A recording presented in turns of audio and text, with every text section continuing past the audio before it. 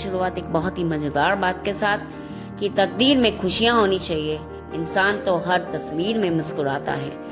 आज की कहानी एक बहुत ही अमीर सेठ के बारे में, जिनके पास बहुत पैसा था, बहुत अच्छा बिजनेस था और उनके पास करने के लिए कोई काम नहीं था, क्योंकि वो काम तो अपने आप हो जाता था। उनके पास काम करने के लिए बहुत सारे नौकर चाकर थे। ऐसे ही बाहर बैठे बैठे उन्हें एक दिन ख्याल में आया कि क्यों ना मैं अपनी प्रॉपर्टी का असेसमेंट करूं और देखूं कि मेरे पास कितना पैसा है और कितनी प्रॉपर्टी है। ये जानकारी जानने के लिए उन्होंने अपने अकाउंटेंट को बुलाया और बोला कि मुझे ये सब इन्फॉर्मेशन चाहिए और जल्दी से जल्दी ये इन्फॉर्मेशन आप मेरे लिए लेकर आइए।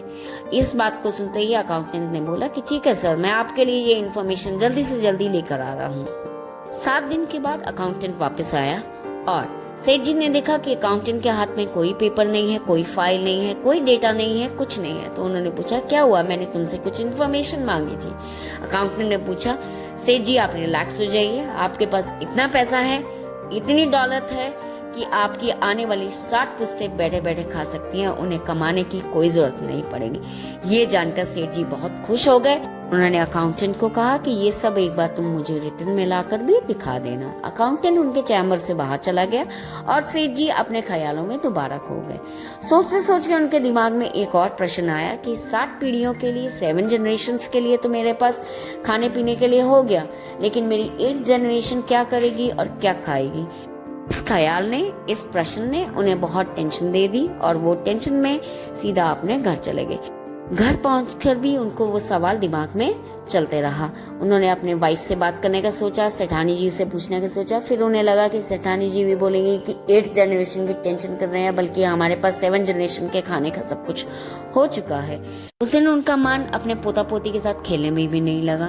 फिर जब वो अखबार पढ़ रहे थे तो उन्होंने देखा कि उनके शहर में एक संत महात्मा की कथा हो रही है। उन्होंने सोचा कि चलो संत महात्मा की कथा सुनी जाए, क्या पता मन शांति हो जाए और मेरे सवालों का जवाब भी मिल जाए। सोचकर वो जाकर कथा सुनने बैठ गए। जब शाम में कथा खत्म हो गई तो वो जाके गुरुजी के चरणों में बैठ गए, महात्मा जी के चरणों में बैठ गए और उनसे कहने लगे कि आप जितना दान चाहेंगे मैं दूंगा, आप जितनी दक्षिणा मांगेंगे मैं दूंगा, बस मेरे एक सवाल का जवाब दे दो। गुरुजी बोले बताओ क्या सवाल है। सेठ जी बोले कि मेरे पास इतना धन दौलत और पैसा है कि मेरी 7 जनरेशंस बैठ के खा सकती हैं, लेकिन मेरे को अभी 8वीं जनरेशन की टेंशन हो रही है कि मेरी 8वीं जनरेशन का क्या होगा। सारी बात गुरुजी की समझ में आ गई और उन्होंने बोला सेठ जी से कि आपको सेठ जी सिर्फ एक काम करना है, ज्यादा दान नहीं, बिल्कुल थोड़ा सा दान करना है और जैसे मैं बोलूंगा, जिसे मैं बोलूंगा उसी को आपको वो दान देकर आना है। सेठ जी बड़े खुश हो गए और बोले कि बताइए गुरुजी दान कैसे और किसको देना है। गुरुजी ने बताया कि आपके शहर में जो पुरानी बस्ती है उसमें नुक्कड़ में एक बुढ़िया की झोपड़ी है, आपको उसी बुढ़िया को जाकर आधा किलो आटा दान करके आना है। आपके बुढ़िया को दान देते ही आपकी जिंदगी में कृपा बरस पड़ेगी और आपका जीवन एकदम सुखमय हो जाएगा, आपकी सारी कठिनाइयां, सारी टेंशन्स दूर हो जाएंगी। ये जानकर सेठ जी और भी खुश हो गए और उस बुढ़िया की झोपड़ी की तरफ निकल पड़े। उन्होंने अपने नौकर को भी 1 क्विंटल आटे की बोरी लेकर उस बस्ती में पहुंचने के लिए कह दिया। जैसे ही सेठ जी बस्ती में पहुंचे वो बुढ़िया की झोपड़ी को खोजने लगे। थोड़ी देर में उन्हें बुढ़िया की झोपड़ी मिल गई तो उन्होंने दरवाजा खटखटाया, दरवाजे पर नॉक किया। बुढ़िया बाहर आई और उन्होंने सेठ जी को देखा।